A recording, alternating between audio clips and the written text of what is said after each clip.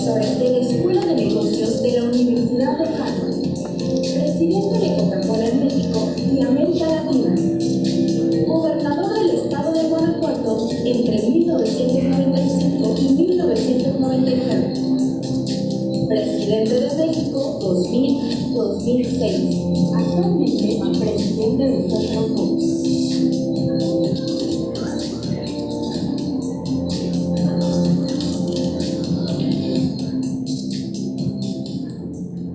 Sin más preámbulos, cedemos el micrófono al licenciado Vicente Fox Quesada.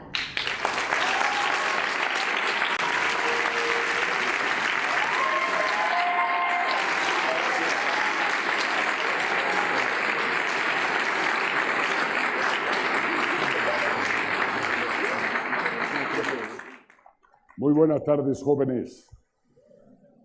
Me da alegría tanto entusiasmo. Primero a mi querido rector, a Luis Ernesto Derbez, mi agradecimiento por recibirnos en esta su casa, en esta gran universidad, al grupo de estudiantes que también organizó todo el evento y me hizo la invitación, que con entusiasmo acepté de inmediato, porque al final es una gran oportunidad para mí estar con jóvenes, y ya lo decía Cicerón, es como regresar a la fuente de la juventud, es como regresar a la universidad para uno, es regresar a las fuentes del conocimiento, porque ustedes son el conocimiento, ustedes son el liderazgo, y de ustedes aprendemos qué podemos esperar para este siglo XXI. Espero que cada una y cada uno de ustedes tenga clara su visión y su misión en la vida.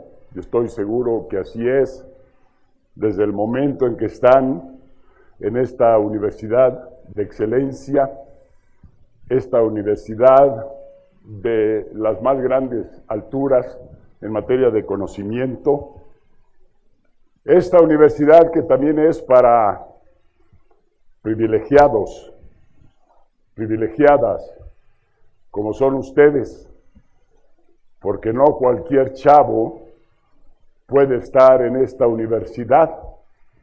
Lo que es más, la mayoría de los jóvenes no llegan a la universidad.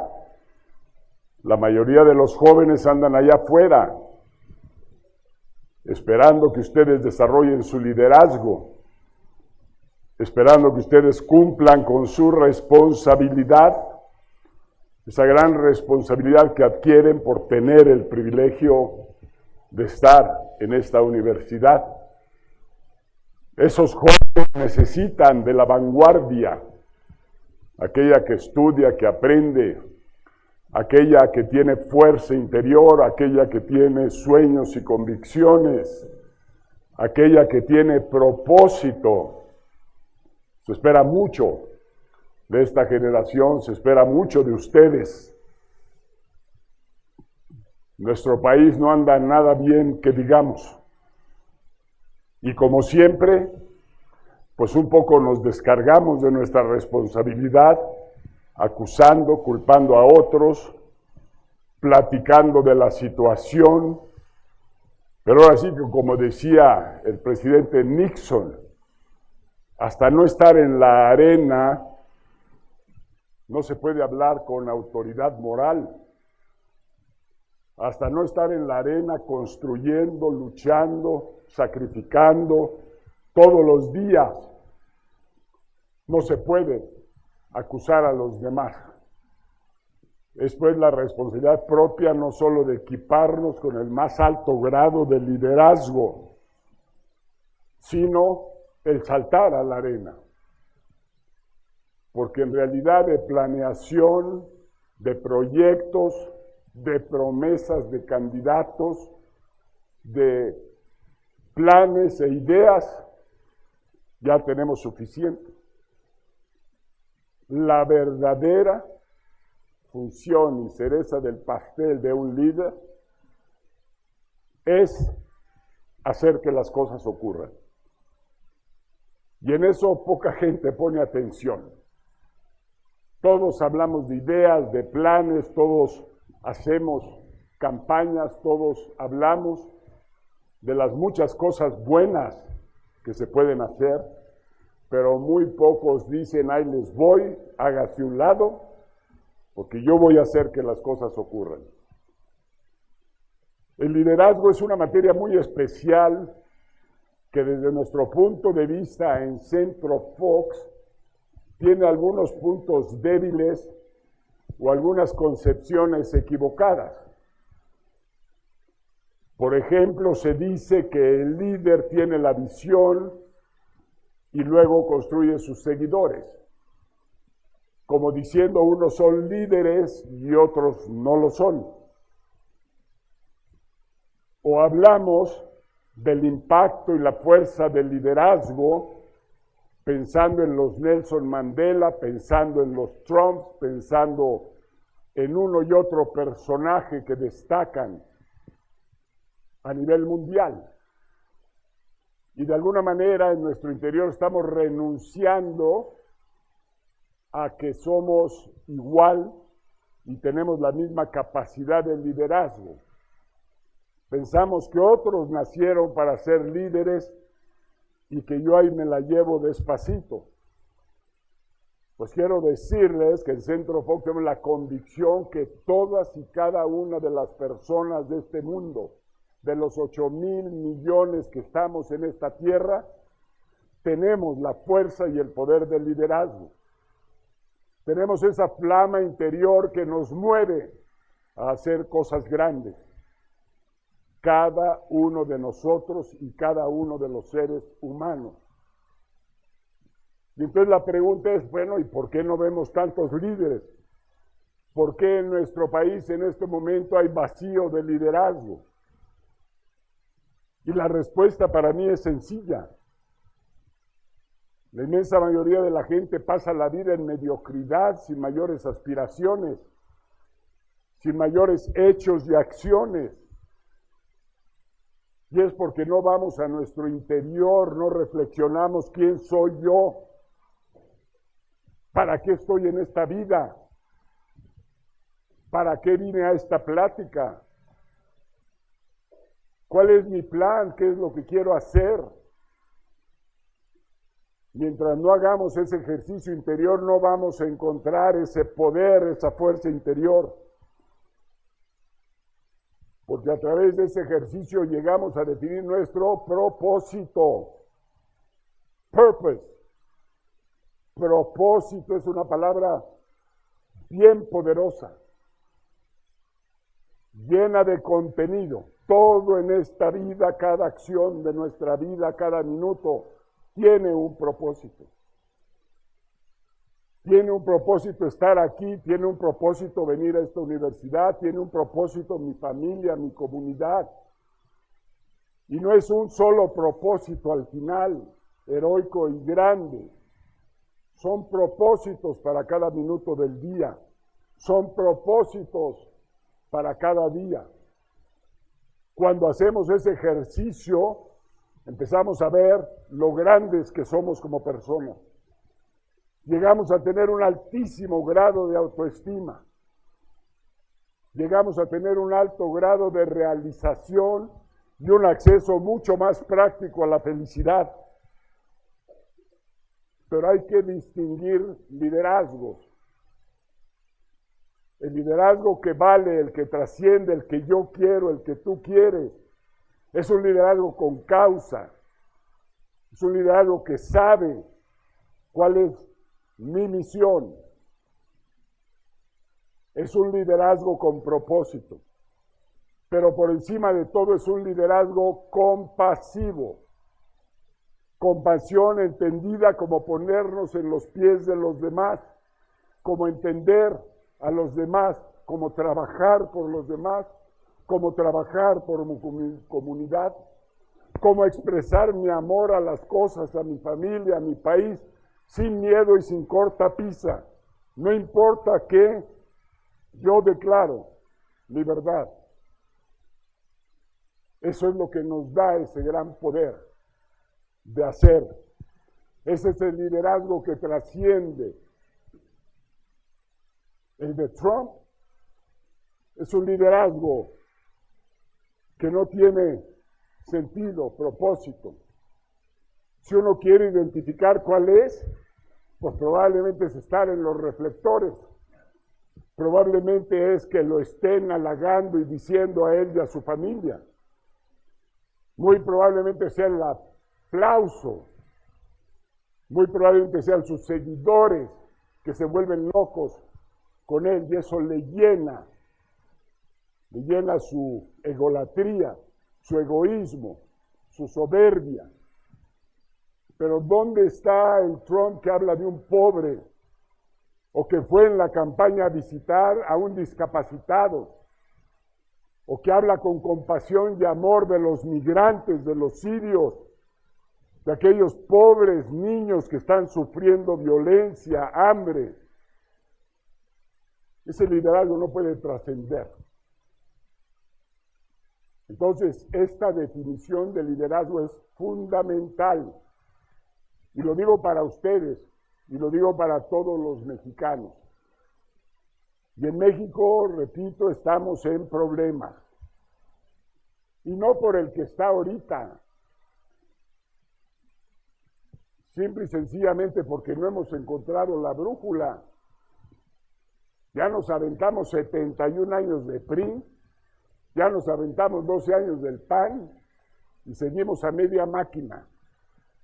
Y seguimos esperando y pensando que el siguiente es el bueno, que ahora sí ya vamos a encontrar nuestro camino. No va a pasar así, no va a venir de ahí lo que nos interesa y lo que queremos construir. Tampoco va a venir de microesfuerzos, todos leales, nobles, como las decisiones que puede tomar cada uno de ustedes, las que puede tomar esta universidad. Microesfuerzos macro desintegrados. Tenemos que encontrar esa unidad de propósito, tenemos que encontrar ese camino, sumando la energía de todos los mexicanos. Inclusive nuestros paisanos en Estados Unidos, cada uno es maravilloso, difícilmente encuentra una persona más completa, más llena de coraje, de voluntad, de ganas de salir adelante, de conquistar un espacio en aquella difícil sociedad americana.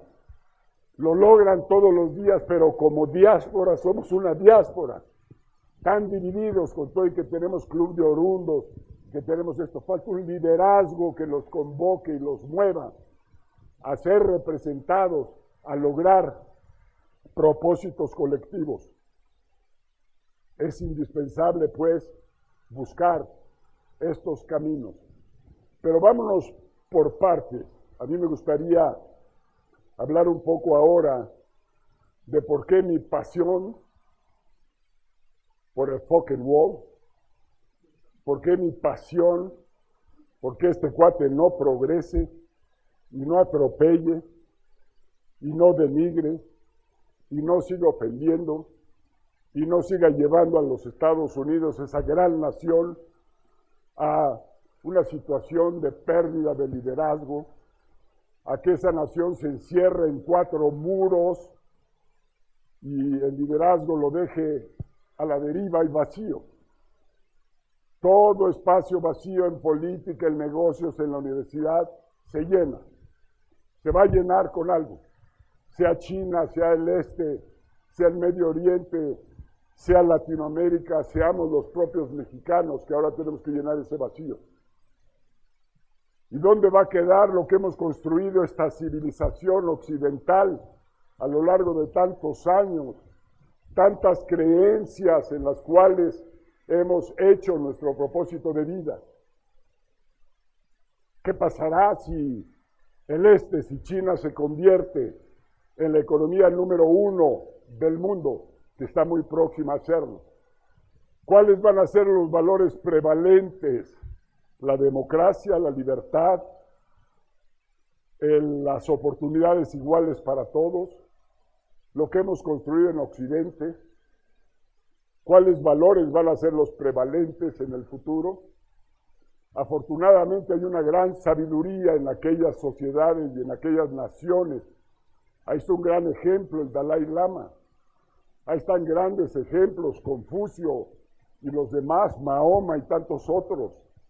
En realidad hay pensamiento profundo de aquel lado, hay espiritualidad, lo cual puede ser una salvaguardia para cualquier cosa que pase en esta posible transición del poder, de la fuerza, de la economía, del oeste o del occidente al este. Y aquí me viene a mente lo que decía el Dalai Lama cuando le preguntaron sobre el tipejo ese del copete. Él contestó y dijo, el mundo pertenece a la humanidad. El mundo pertenece a la humanidad. Como consecuencia no pertenece a Estados Unidos ni pertenece a Trump. Porque a veces se sienten ellos el ombligo del mundo. A veces nos hacen creer que sin ellos no caminamos todos los demás. Y también siguió el Dalai Lama y dijo, las naciones pertenecen a sus ciudadanos, a todos, no a uno o al otro. Y los ciudadanos se han organizado a través de estructuras democráticas, de estructuras políticas, de estructuras basadas en libertad y en respeto a los derechos humanos, y así hemos construido nuestra civilización y así construimos nuestras naciones. Entonces nadie tiene derecho, y menos un personaje que solo obtuvo el 25 o el 30% de los votos. Su mandato es muy débil como para que esté tirando como ametralladora órdenes ejecutivas basadas en su santa voluntad, en sus santas creencias, sin consensar con nadie, sin planear los hechos, y está pues disparatado el camino a donde nos lleva. Entro a analizar un poquito algunas ideas. En materia de economía y de comercio, es claro que comerciar es ganar, ganar. Que tanto genera empleos el que vende como el que compra. Que tanto genera bienestar y precios adecuados al consumo el que compra como el que vende. Y que por tanto es equivocada esta idea de las guerras en materia de comercio. De ponerse al tú por tú y decir, tú me pones un arancel, yo te respondo con otro arancel. Tú me impides ciertos productos para entrar a tu economía y a tu país, yo te pongo el equivalente. Nadie, créanmelo, nadie gana en esa circunstancia. Y sin embargo, esa es la propuesta. Una propuesta de un nacionalismo, de poner barreras y muros al comercio, de pensar en que por sí solo yo compito y salgo. Adelante. Les doy dos ejemplos. Uno, presidente Hoover. Exactamente lo mismo que está proponiendo este hombre hoy es lo que él propuso hace 100 años. Hace 100 años el presidente Hoover le dijo a los trabajadores de Estados Unidos, los voy a proteger, voy a poner límites a las importaciones, voy a poner impuesto a las importaciones y además voy a impedir que las empresas americanas se vayan para afuera. Esa fue la política pública número 1 en materia de economía del presidente Hoover. ¿Y qué fue lo que pasó? Que reventó. Reventó y vino la Gran Depresión, poquito después, inmediato después de su mandato del presidente Hoover. Pero hay otros casos más reales, más actuales, más contundentes. Por ejemplo, la quiebra de la Ford, la General Motors y la Chrysler. Hace 5 años quebraron.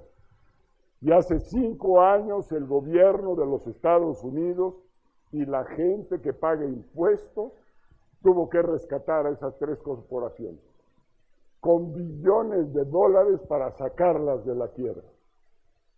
¿Y por qué? Porque ya no podían competir fabricando solo en Estados Unidos. Ni daban la calidad de la BMW o de la Mercedes o la del Nissan o de la Toyota, y empezaron a ver sus mercados ahí adentro inundados por carros europeos o por carros asiáticos. Y fueron a la quiebra. ¿Cómo se recuperaron la Ford, la Chrysler y la General Motors? Convirtiéndose en corporaciones, en empresas NAFTA. ¿Qué es una empresa NAFTA? Una empresa que se nutre de la productividad y la competitividad de cada una de las 3 economías. Agarra lo mejor de México, que hoy por hoy es manufactura masiva. Somos verdaderamente chipocludos en manufactura. En México no hay lugar en el mundo que pueda en este momento competir con México en manufactura. ¿Por qué? Porque tenemos NAFTA y porque tenemos de vecino el mercado más grande del mundo. Pero también porque producimos con calidad, producimos a precios competitivos. Y por eso no solo viene aquí a fabricar la General Motors, la Chrysler o la Ford. Vienen a fabricar aquí en Puebla, allá en Guanajuato, en Querétaro, en San Luis Potosí, en Aguascalientes, la Nissan, la Honda, la Mazda, la BMW, la Toyota, todas están aquí. ¿Por qué? Porque se vuelven competitivas. Entonces, recoger la competitividad de Canadá, de Estados Unidos y México, hacer cada uno de los 3 lo que hace mejor y proveerlo a esa corporación NAFTA. Así volvieron a la vida la Chrysler, la Ford Motor Company y la General Motors. Hoy nuevamente están competitivas y hoy pueden conquistar mercados fuera. Si este tipo se sale con la suya, y lo malo es que todo el mundo es timorato, tibio, ante el poder. Imaginen ustedes, en Estados Unidos el poder ahora es el dinero y es el poder político. Eso es una fórmula infernal. Infernal. Los más ricos junto con el que agarra el poder político, ahora fusionados en una misma causa. Desmantelar el sistema como lo conocemos. Y hay muchas cosas buenas que hacer y que desmantelar, pero no agarrar parejo y sin ningún plan. Entonces, esta circunstancia que se presenta en este momento tiene que hacer que el líder, en este caso la corporación, la empresa, defienda sus intereses, y ni siquiera sus intereses de General Motors, tiene cientos de miles de pequeños accionistas. La General Motors debería de hablar fuerte a nombre de sus accionistas, debería de hablar fuerte a nombre de sus proveedores y de los autoparteros que le proveen todo lo que tiene. Debería de hablar por sus empleados, y si sabe que tiene que seguir fabricando en México, así se lo debe de decir a Trump. No iban a gatas de lambiscones a decirle al jefe, sí, cómo no, jefe, cerramos la planta en México. ¡Coño! Eso está muy mal hecho. Fíjense, los de la tecnología, esos se han puesto los pantalones. A la mera porque ellos no hay donde los pesquen, porque ellos son como algo etéreo. Y sí dan miles, millones de empleos alrededor del mundo, pero porque no los puedes pescar como manufactura de manera física. Y qué afortunado que hayan estado defendiendo que más del 50% del talento y el éxito en Silicon Valley viene de extranjeros, viene de la gente que piensa. Hay una pila de mexicanos ahí exitosísimos, igual que hay hindús, igual que hay de Singapur, igual que hay de China, igual que hay mentes brillantes de todo el mundo, emprendedores, startups, que ahí están. Y se ha creado una parte del mundo que es verdaderamente exitosa, pero que además es liberal. No se le puede poner cortapisa a la creatividad y a la innovación. No se puede volver a decir y engañar a la gente, voy a recuperar los empleos del carbón. ¿Qué mentira más grande, qué engaño más grande? Y se lo traga a mucha gente como una rueda de molino. Eso no va a suceder, no es cierto, salvo que lo haga subsidiado y pagando él las rayas y los salarios. No puede Estados Unidos sacar carbón competitivamente. Pero además, ¿para qué? Estando todo el maravilloso mundo de la energía alterna, el maravilloso mundo de las energías limpias, ¿a qué viene volver al carbón? Fíjense ustedes, hay que ponernos en los zapatos, los pantalones y el sillón de este americano de clase media, que por primera vez oye el canto de la sirena, que oímos los latinoamericanos durante todo el siglo XX. Siempre vino el dictador, el poderoso, el autoritario, el PRI, y cada uno en todo el resto de América Latina dice, no te preocupes, yo te voy a generar empleo, yo te voy a dar chamba.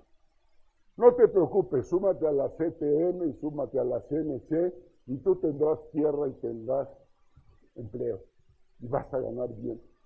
No te preocupes, la escuela, la universidad, yo la pongo, yo la hago para que tú vayas, yo te pongo escuelas públicas, yo te pongo universidades públicas. Tu salud, ¿para qué te preocupas? Yo pongo la salud. Esas fueron las promesas del dictador, del autoritario, de todos nuestros presidentes en América Latina. Analicen a Trump. No te preocupes tú, americano, clase media. Te dejaron sin chamba en la General Motors, en la Chrysler, te dejaron sin chamba en esta parte de Estados Unidos. No te preocupes. Yo los voy a obligar a que te regresen tu chamba. Se la voy a volver a quitar a México para que la tengas tú. Qué mal mensaje. Primero, ofensivo. A mí como ser humano me ofende que alguien venga y me diga, oye, tú siéntate a ver tele con una cerveza, yo te voy a dar lo que necesitas. Coño, no nacimos para eso, nacimos para hacer cosas grandes en nuestra vida. No hay que esperar que nadie nos las traiga ni nos las regale. Pues este americano lo que se le dio de haber dicho, oye manito, no te aplastes ahí. Aquí está el Community College. 2 años y te vuelvo un experto en la nueva economía, en las tecnologías de la información, en los rubros de la economía que están crece y crece. No te preocupes, yo te pongo aquí turismo, te pongo servicios, te desarrollo como un emprendedor para que puedas echar tu changarro. Eso es lo que les debía de estar diciendo esta gente. Pero eso el vago se come las palabras del falso profeta, del populista. Esos que sí fueron al Community College en esa región de los Estados Unidos, hoy están en Austin con un gran éxito. Hoy están en Boston. Hoy muchos de ellos tienen su propia empresa. Fue verdaderamente una oportunidad grande para ellos el que les haya cerrado las puertas la manufactura. Hoy están en Silicon Valley, en Oakland, están en San Francisco, están en Seattle, están por todos lados. Si bien la economía americana perdió el 35% de los empleos de manufactura en 10 años, 35% abajo, en materia de nueva economía, de servicios, de turismo, crecieron 95% los empleos. Eso es como opera la economía. No va a venir un profeta a decir cómo se va a comportar la economía. No se puede mandar por decreto la generación de empleo. No se puede hablarle al de General Motors y decirle, oye gallo, cuidado porque te voy a apretar las tuercas.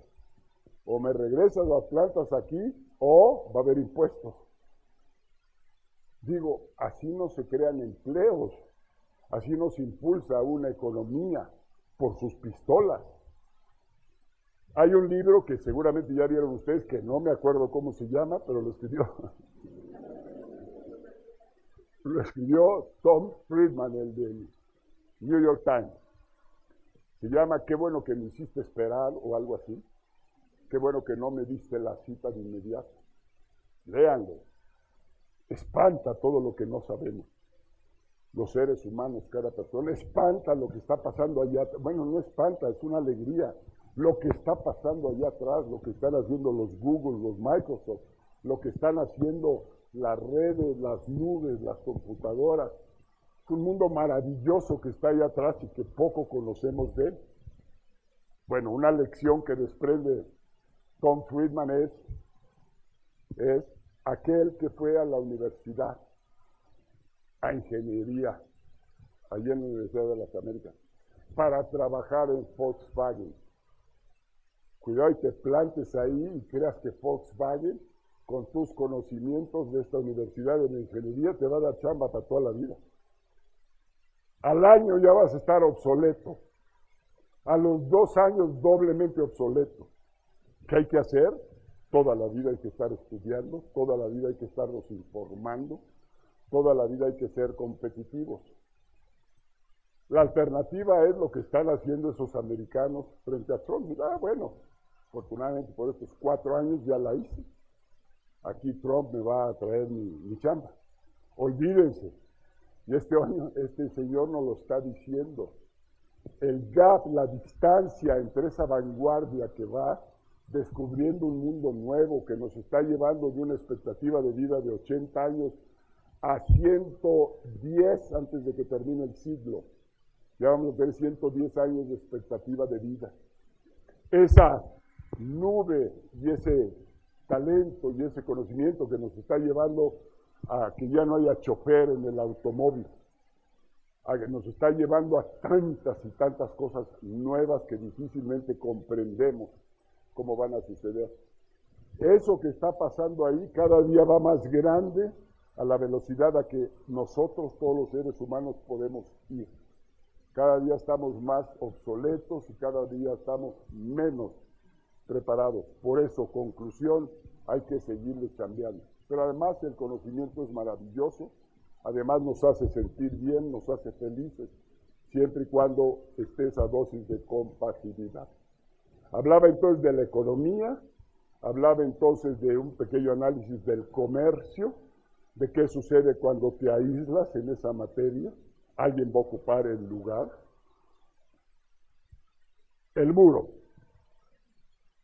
El muro venía siendo ya una respuesta del temor profundo del americano desde septiembre 11.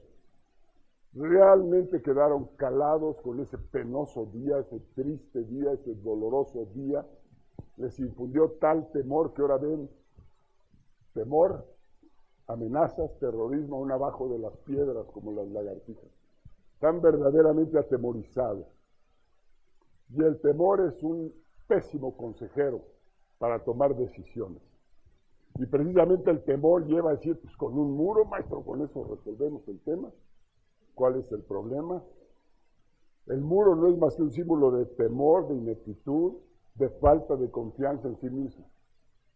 Yo les digo frente a eso, primero, en el Congreso de los Estados Unidos está una iniciativa de ley, desde cuando Derbez todavía era secretario de Relaciones Exteriores, desde cuando tratamos con el presidente Bush del tema de la migración y cómo resolverlo, desde cuando vinieron el senador Kennedy y el senador McCain aquí a México para homologar las posturas, para ponerle talento y generar una reforma migratoria integral. Y allá ha estado sentada en el Congreso de los Estados Unidos desde hace ya 10 años o más. Y no se han animado, no la han procesado. Ahí está la respuesta exacta todavía hoy en la actualidad a qué hacer con los 11 millones de indocumentados, si es que existen, porque nadie sabe cuántos son y dónde están. Y la lucha de Derbez y mía y de nosotros fue, coño, lo primero es identifícalo. Hagamos un programa de que el que tenga un empleo salga del armario y se le conceda trabajar documentadamente. Si tiene un empleo y alguien lo está contratando, que sea para bien. Mientras siga contratado, déjenlo que siga aquí en Estados Unidos. Entonces, habla de todo esto. El segundo punto que habla esa iniciativa es, bueno, y para adelante, ¿qué hacer?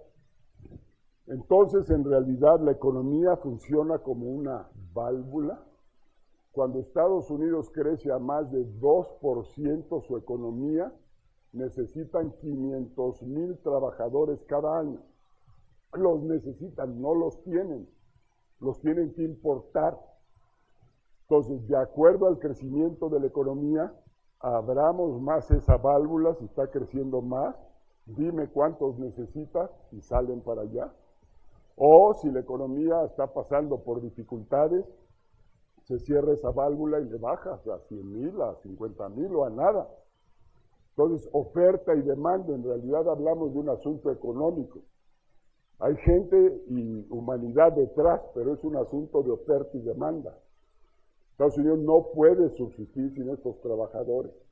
Mucho menos los puede patear en el trasero y echarlos fuera. Entonces, toda esta lógica va a tener que prevalecer. Y ahí está esa propuesta, que al final su tercer capítulo es la parte humana del tema de la migración. La parte compasiva. Al final, ¿qué gana Estados Unidos con tener una nación de pobres aquí abajo y de violentos? ¿Qué gana? ¿Para qué está haciendo de un amigo que es México hoy leal a Estados Unidos, que trabaja y colabora en materias de seguridad, en materias de narcotráfico? ¿Para qué lo quieres de enemigo? ¿Para qué lo pateas? Trump tiene que reflexionar qué es un enemigo o qué sería México como enemigo. Tiene que reflexionar lo que hizo un presidente que no es de los que más me agradan, el presidente Cárdenas, que frente al abuso brutal de las empresas, sacando todos los recursos del país, nacionalizó a las empresas británicas y a las americanas. Ese mensaje le debe llegar a la Ford y a la Chrysler, porque sus plantas están aquí en México. Y si este tipo nos sigue pateando como nos está pateando, quién sabe si venga un presidente que se ponga los pantalones, le digo, oye, manito, ya para tu carro, ¿qué traes conmigo? Aquí nosotros chiquitos pero picosos, éntrale, ¿ya vas? Bueno, puras cosas falsas, ignorantes, en ese muro. Pero además por ahí anda un tweet del muro de Berlín, de la gran muralla china. La ignorancia de este hombre, la muralla china costó billones y billones de esfuerzos, de sudor, de lágrimas. La construyó China para impedir que sus enemigos, los mongoles y los manchús, entraran a su territorio. Sí, saltar esas murallas las salta cualquiera. Y así saltaron los manchús y los mongoles y conquistaron China completa. O la muralla en Berlín nunca funcionó contra la libertad, cayó el muro. Y este va a pasar igual, no tiene sentido tirar ese dinero. Y peor aún, pretender que se le pague desde el lado mexicano. Y entonces, defendiéndose frente a sus electores, sintiendo su orgullo afectado, sintiendo que le están llevando la contra. Ah, sí, güey, ¿no me quieres pagar el muro? Pues te lo voy a cobrar. Un impuesto del 20% en la frontera. Y bueno, ¿quién se lo vendió? ¿Qué economista? Que por cierto nunca he oído un economista que lo esté ayudando a pensar. Normalmente un presidente americano tiene 50 economistas. Hasta se le vuelve complejo escuchar tantas versiones. Pero este no tiene ninguno. Te dice, sí, güey, pues ahí te va el 20%. Eso no puede funcionar, va contra todo lo que hemos construido a lo largo de todo el tiempo, las economías y las naciones después de la Segunda Guerra Mundial.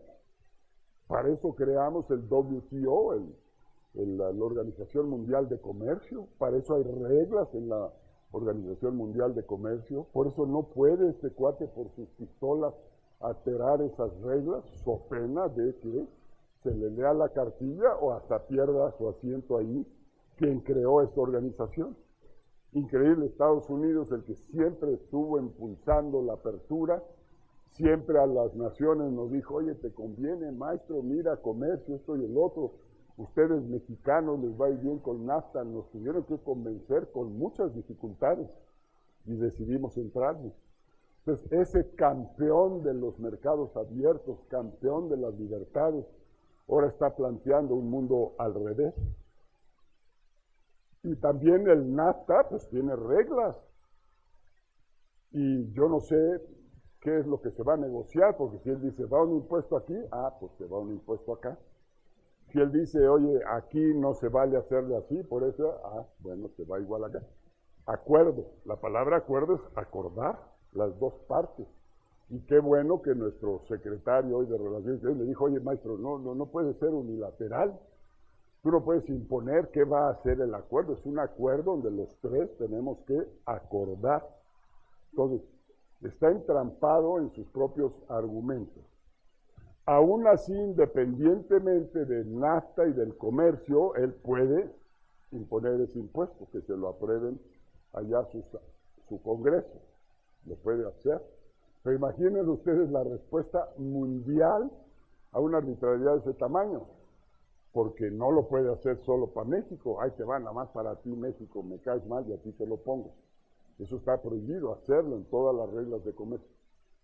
Pero al final, si lo pones, se está ahorcando solo, porque solo la carne, la leche, los quesos que compramos, llega arriba de 20 mil millones de dólares.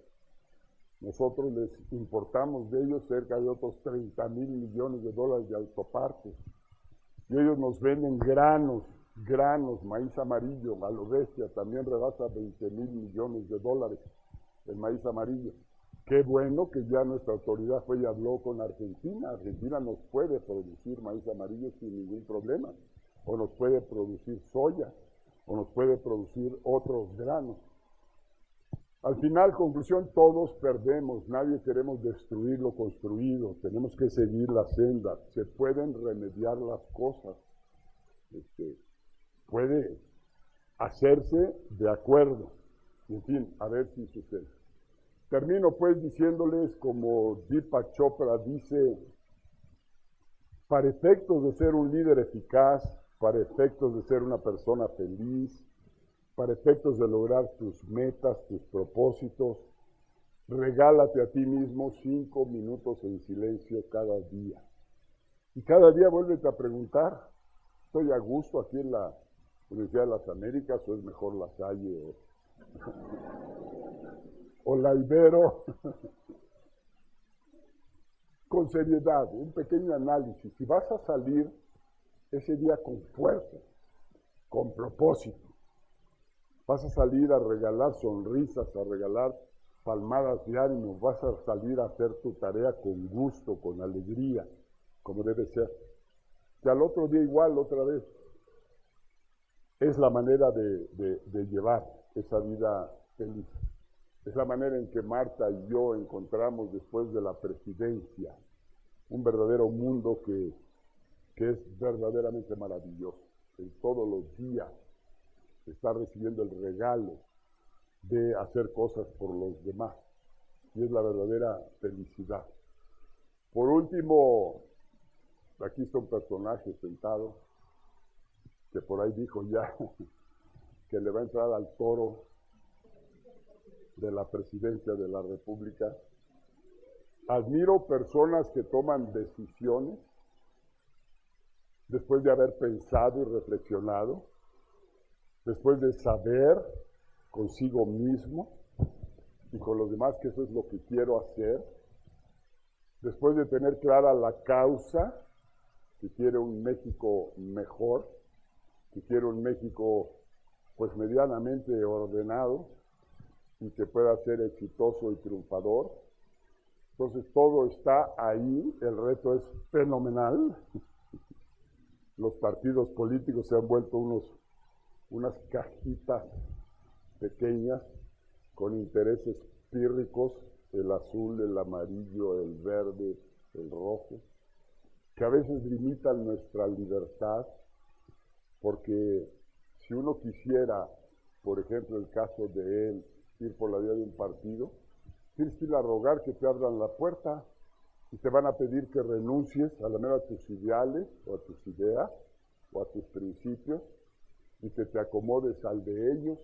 ¿Y por qué? ¿Por qué esos cajoncitos que limitan nuestras libertades? Y voy más allá, las religiones. Las religiones son cajoncitos también que nos ponen reglas, unas muy severas, otras menos, pero que de alguna manera están limitando nuestras libertades. Cada quien puede creer en lo que quiera, pero es importante sentirnos seres libres, seres creativos, seres con causa, seres compasivos, seres comprometidos. Eso es lo número uno. Y yo les puedo recomendar a los 75 años. Ya llegarán allá y van a encontrar que es verdaderamente feliz también tener 75 años. Que Dios les bendiga, mucha suerte. Y ahora preguntas.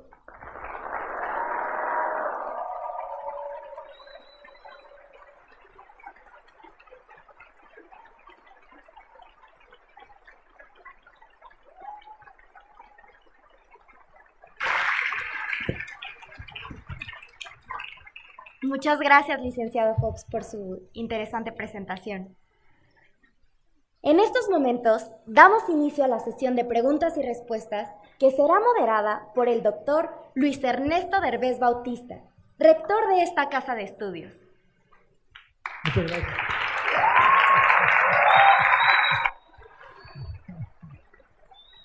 Bueno, el presidente Fox ya me quiso destapar, pero vamos a ver qué pasa. Primero que nada, presidente, muchísimas gracias por haber aceptado la invitación de los jóvenes. En verdad creo que para muchos de ellos es importante escuchar lo que una persona con la experiencia de vida completa que has llevado puede verdaderamente transmitirles. Y muchas gracias por eso.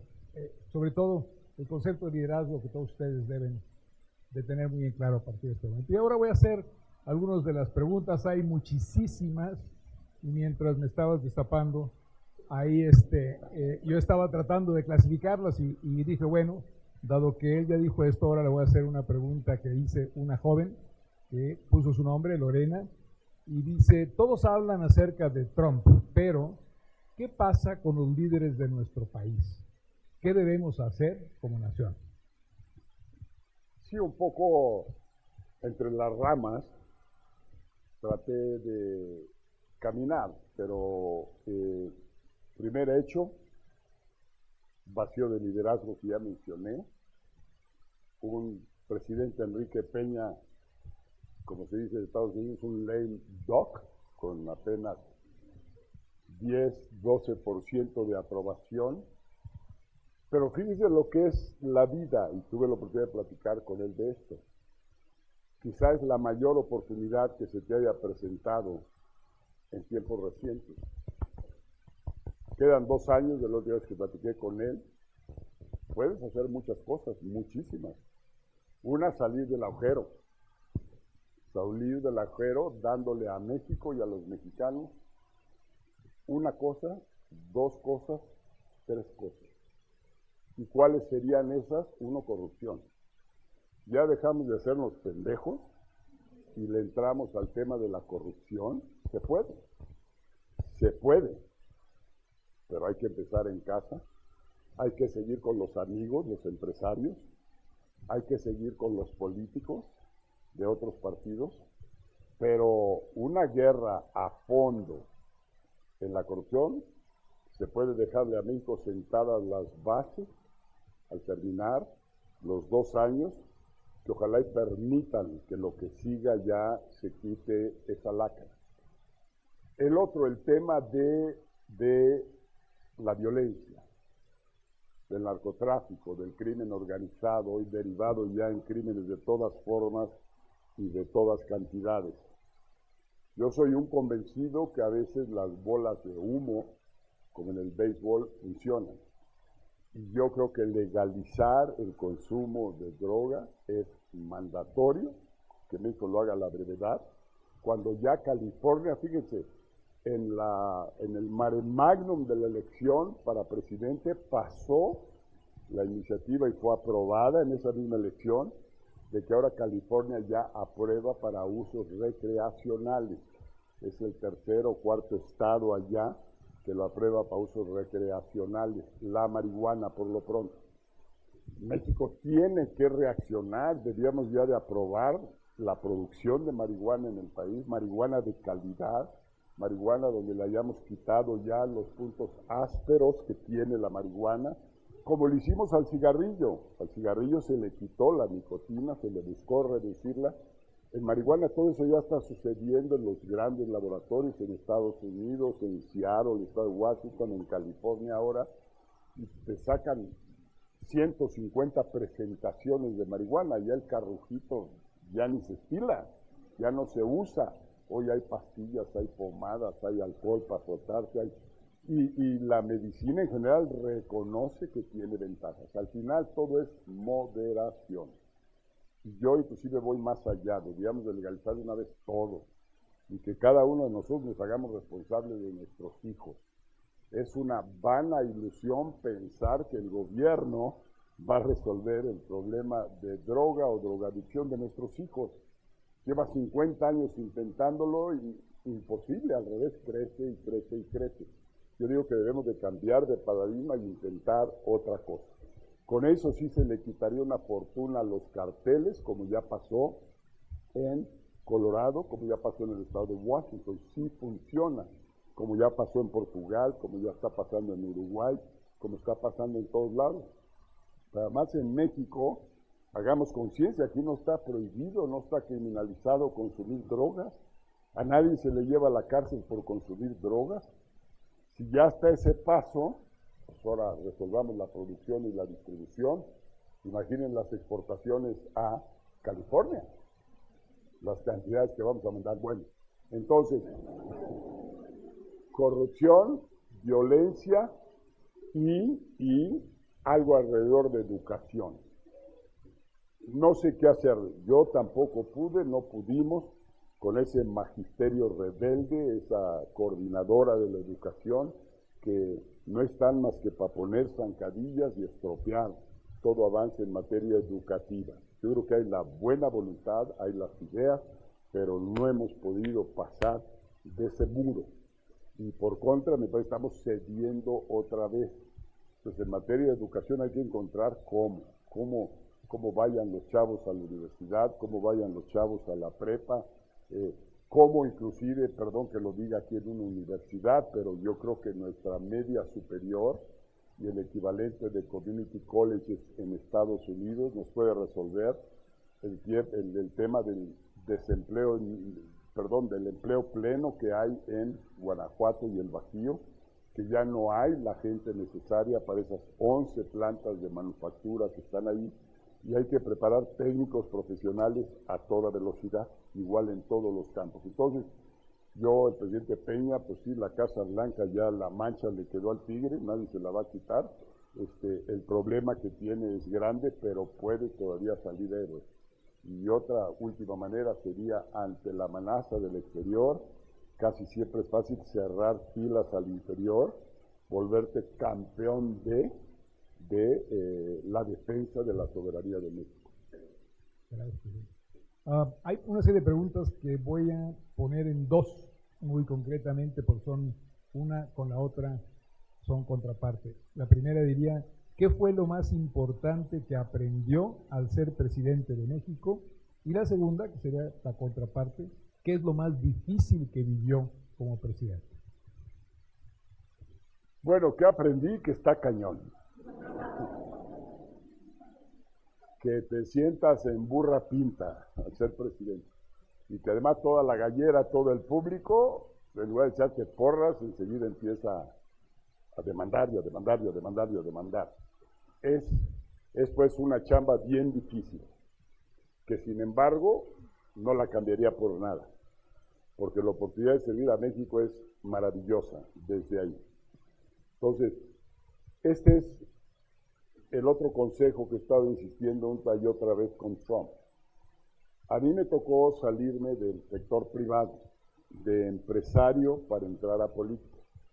Y siente uno que lleva todos los fierros candentes, que lleva uno la capacidad de comer pepitas en todas las que fueran necesarias. Dice uno, oye, ¿por qué estos políticos no habían usado el andamiaje, la estructura, la experiencia empresarial para planear, para ordenar, para organizar, para hacer mercadotecnia, para hacer... Todos esos instrumentos sirven en cualquier institución. Y sí, me preguntaba yo, sentía esto. Yo hoy lo veo con Trump. A mí, afortunadamente, me tocó echar a perder primero de diputado, después de echar a perder otro poquito de gobernador, pero ir aprendiendo a la vez. Para cuando llegué a presidente ya traía yo un poquito más de conocimiento de qué mundo tan diferente es la política de los negocios. Y aún así me tocó todavía un par de años de agarrarle la onda al tema de la política. Porque sí, siendo CEO o presidente de una empresa o de un changarro, pues das órdenes y si no las cumplen, los corres. Allá no se puede. Tú en una empresa o eso, haces tu campaña de tu producto, le pones todas las virtudes, la Coca-Cola es la bebida más maravillosa que hay en el mundo. Hoy ya tiene problemas por el azúcar y todo lo demás, pero a lo que voy es que tú ahí en el comercial dices lo que quieres y te lo toma directamente la gente. Tú acá dices lo que quieres decir, como dijo Rubén, y resulta que los medios de comunicación te lo transforman todo en otra realidad, en la realidad alterna que dice la señora Conway allá. Y este es el problema de Trump, se está topando con todo las tareas que hay que hacer acá. Un CEO pues debía de haber elegido bien a su gabinete, lo eligió pésimamente. Familiares, amigos incondicionales de él, puro incondicional, nadie se le para enfrente a Trump. Número 2, planear, aventar órdenes ejecutivas todos los días, 2 o 3, porque salieron de su cabeza. ¿Qué planeación hay detrás? ¿Bajo qué proyecto de nación? ¿Qué es lo que quiere hacer? No, aviente de planear cero. Entonces, por último, esta cuestión de la prensa. Ya se dio cuenta que sus sangronadas que dice todo el día, que bla, bla, bla, bla, bla, que va a hacer y a deshacer, ya no pasan. Y entonces ahora ataca a los medios. Yo creo que está muy enredado, pero conclusión, pasar de sector privado a sector público tiene mucho de tarea que tiene uno que hacer internamente. Lo que quiso decir el presidente. ¿Qué mencionó a Rubén? Rubén era su vocero. Presidente, la pregunta siguiente es, si tuviera frente a usted al primer ministro de Canadá, ¿cuál sería su postura? Dijo, me encanta ese chavo liberal, no se le atora nada, actúa con tal naturalidad, la verdad que es un buen primer ministro. Y entre paréntesis, y ya sé que hablo mucho, pero a mí me parece que una buena movida de México y Latinoamérica sería pasar de sistema presidencial a sistema parlamentario, para superar toda esta confrontación partidaria de todos los días, cómo nos anulamos uno al otro y cómo no caminamos. Entonces, sí, brillante, nos puso a temblar por un rato cuando dijo pues, que México vea por sus intereses, que yo veré por el interés de los canadienses, refiriéndose a NAFTA. Ese estuvo delicado ese momento. Parece que ya enderezó y sabe por su propio interés que mucho más le conviene ir de la mano con México a defender las posturas de NAFTA que ir cada quien solo por su cuenta, dado que Trump ha declarado una y otra vez que lo que quiere son acuerdos bilaterales. no más acuerdos comunes. Qué bien que nos deje todo el pastel del TPP para México y para China, ojalá y lo sepamos aprovechar.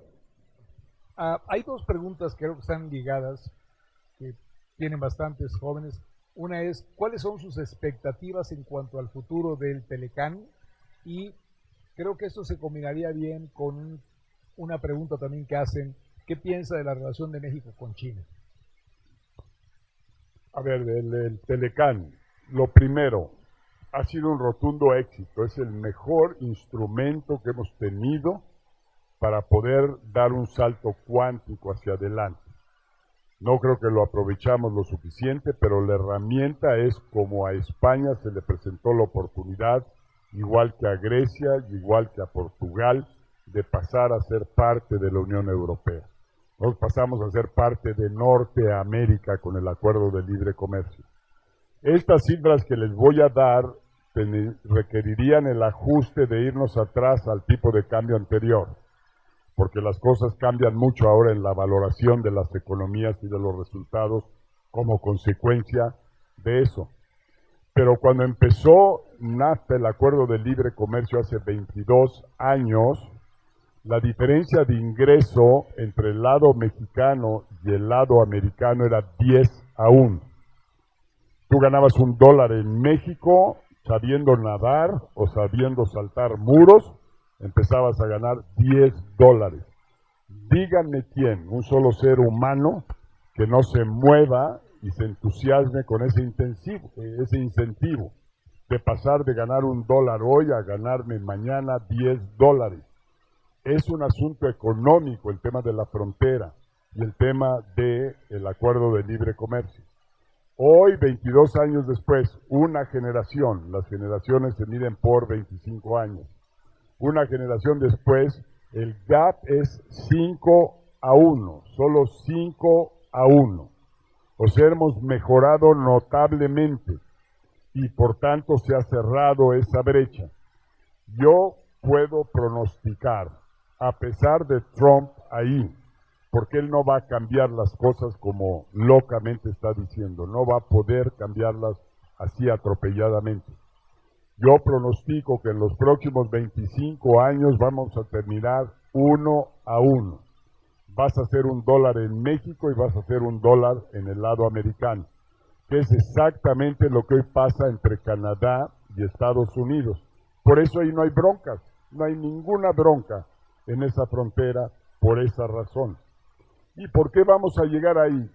Rápidamente. Primero, porque estamos perfore y perfore esa frontera, poniendo puentes, poniendo cruces, cruzando 1 millón de personas cada día, más de 100,000 contenedores cada día. Es un intercambio brutal que a bolillo, como en vasos comunicantes, el desarrollo de uno tiene que pasar al desarrollo del otro.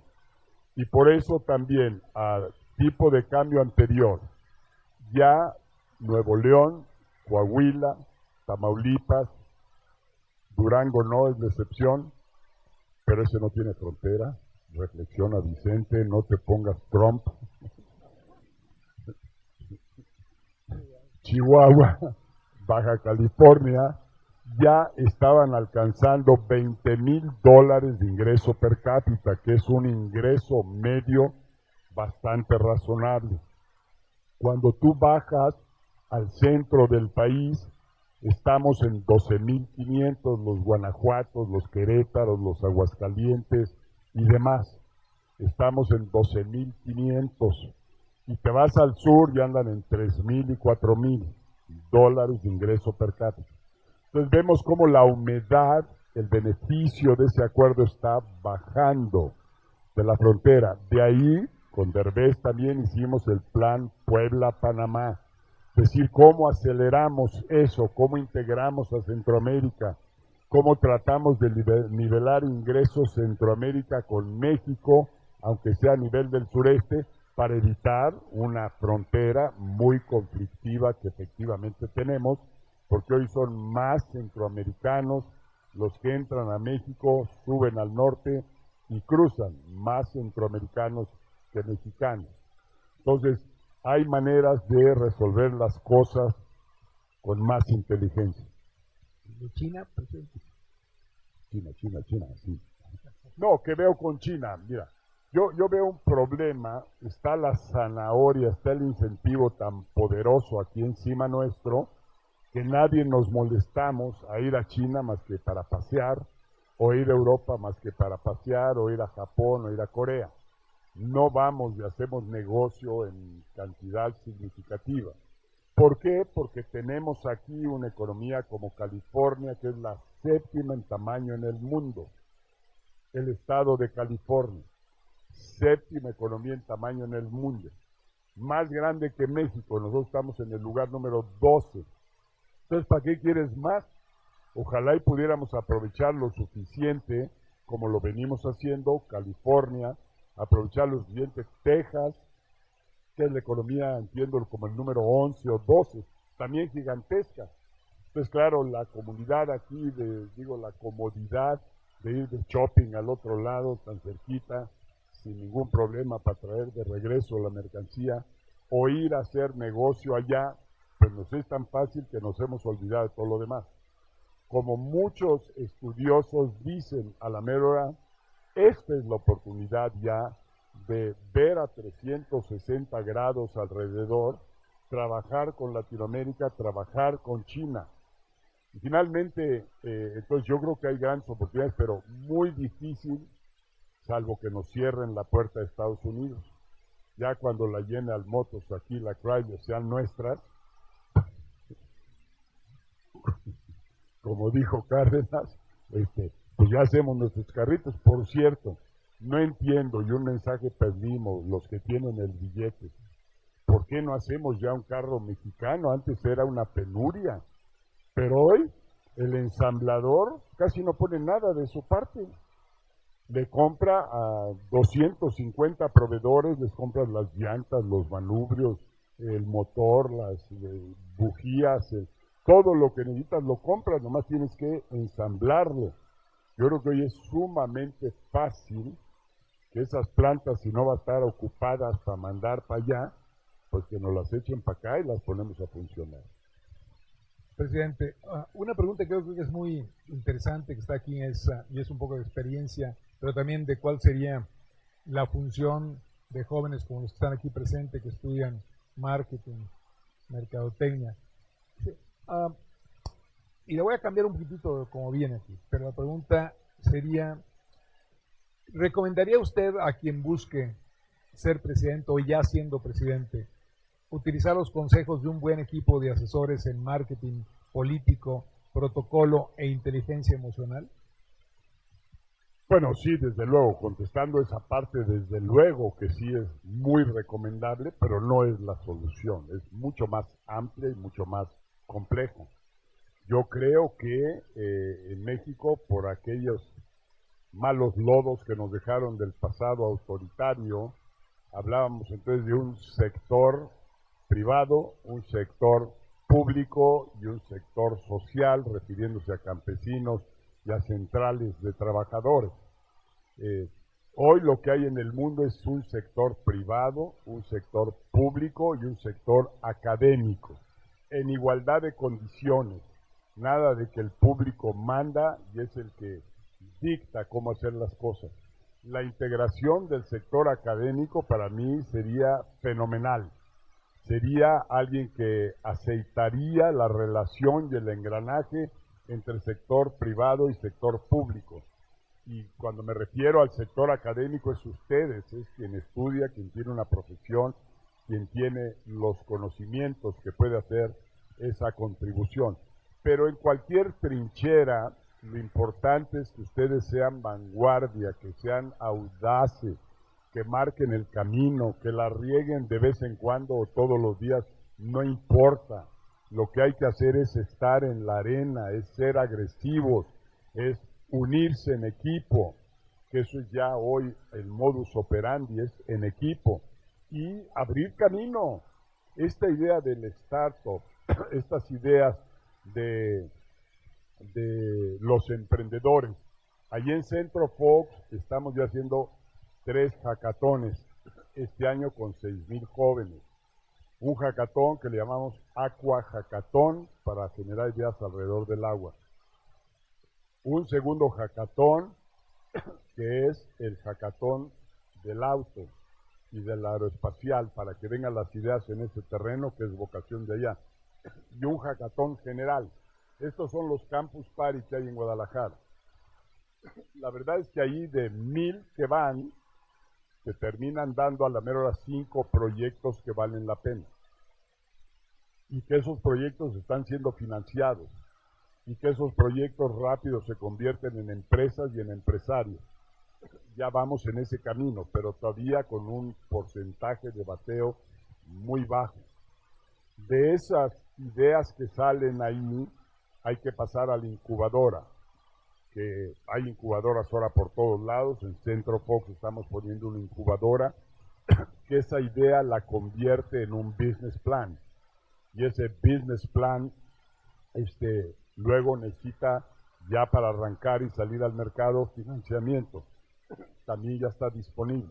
O sea, hay ya trazado todo un camino para el que tiene ganas y mejora.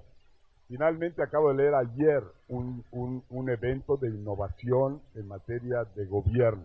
Bienvenida esa idea, me parece maravilloso. Y ojalá y salgan grandes ideas ahí para transformar los gobiernos. Ahorita traen la pastilla.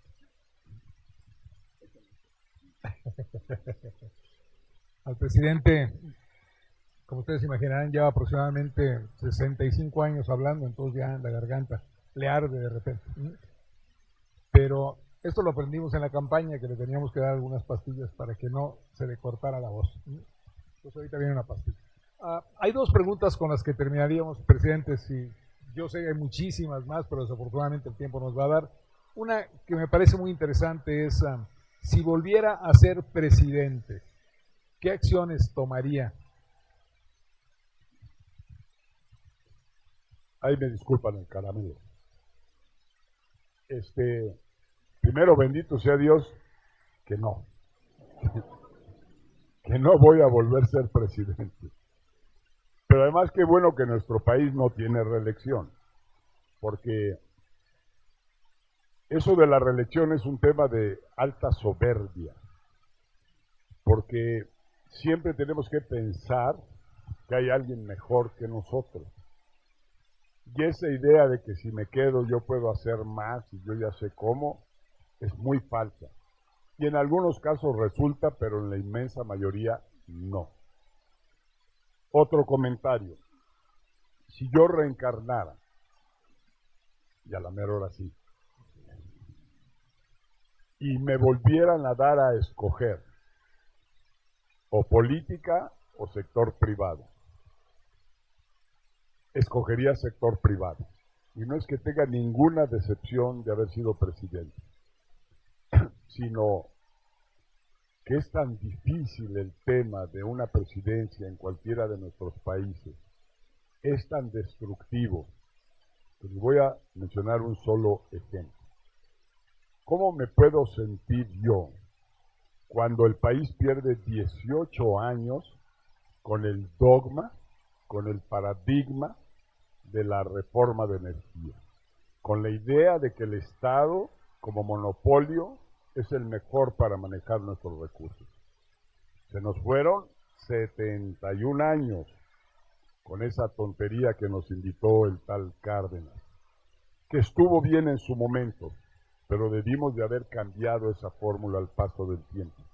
Fuimos el último país en el mundo que terminó con el monopolio en energía.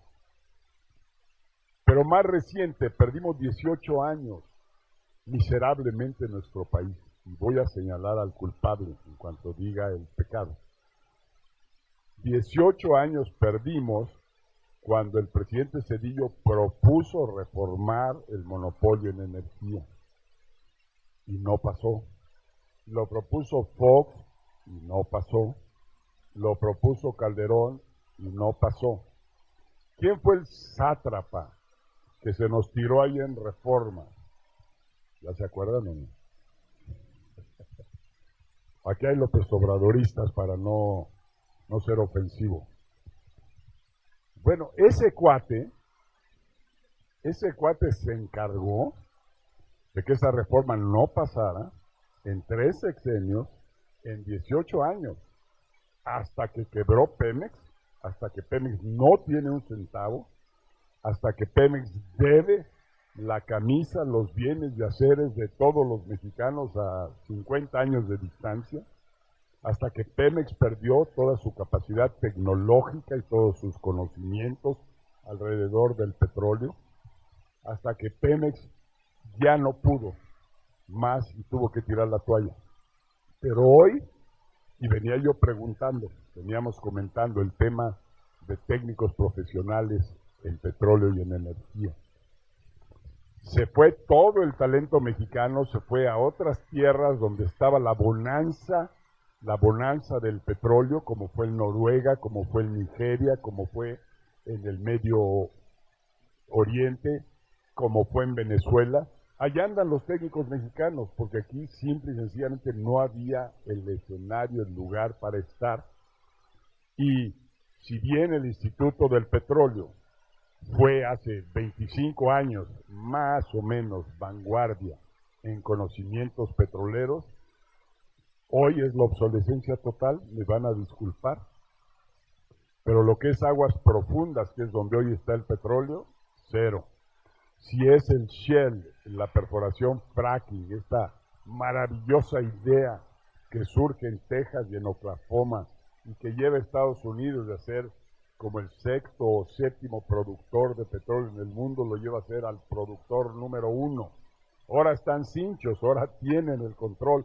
Hoy ellos marcan los precios, ellos marcan qué va a pasar con el petróleo, ellos marcan qué va a pasar con la velocidad de las energías limpias que deben de sustituir ese petróleo. Todo por tecnología, innovación, creación, que es esa perforación horizontal. Estamos atorados con la reforma, no acaba de aterrizar. Yo hago votos fervientes de que camine, le pido a Pepe Toño, le pido a don Enrique, le pido al secretario de Energía que le muevan y que la hagan bien, porque ahí está el eslabón perdido del crecimiento para mí. En este país llevamos 30 años creciendo en el mejor de los casos al 2%. Y por eso no hay para nada, por eso no nos alcanza. 30 años al 2%, el eslabón perdido para romper ese paradigma del crecimiento está en la reforma de energía. Lástima que nos tocó en el momento en que caen los precios, porque si no ya irían las cosas mucho mejor. Pero aquí, ahora sí que para, ¿cómo dije? El sátrapa. No, pues se tiró ahí en reforma. Me refiero a López Obrador, que estuvo poniendo obstáculo tras obstáculo, defendiendo el paradigma del petróleo y defendiendo que el Estado es el mejor administrador de nuestros recursos. Hasta que se acabaron los recursos, ahora sí estamos reaccionando lo más rápido que sea posible. México, termino, tiene un gigantesco futuro por delante, no tengo la menor duda. Y lo vamos a hacer de una manera o de otra. Hemos hablado de lo malo, a veces hablamos con pesimismo, pero déjenme decirles que nos espera un futuro brillante. Hoy por hoy no hay mejor lugar de manufactura que México en todo el mundo. Hoy en día el clúster de manufactura en México es más grande que toda América Latina junta. Y por eso ellos están pasando aceite ahorita, porque son economías básicas, recursos naturales, granos, petróleo, cobre, zinc y lo demás. Pero ¿quién tiene importantes aparatos de manufactura allá? Pero además México ya está overlapeando y moviéndose a la economía del conocimiento. Ya en Guadalajara modestamente empieza a ser nuestro Silicon Valley, grandes ideas están saliendo ahí, Monterrey por igual, en Centro Fox estamos haciendo lo propio, estamos trabajando en eso, trayendo empresas hindú de tecnologías de la información, ya estamos entrándole al futuro, el futuro es grande que tenemos por delante y este tipejo no nos va a quitar ese futuro. I'm not going to pay for that fucking wall. Muchas gracias.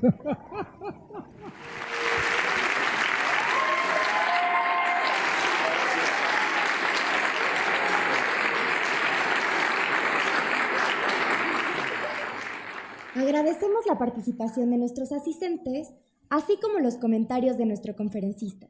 A continuación, a nombre de la Universidad de las Américas Puebla, la Mesa Directiva de Mercadotecnia le hace entrega de un reconocimiento.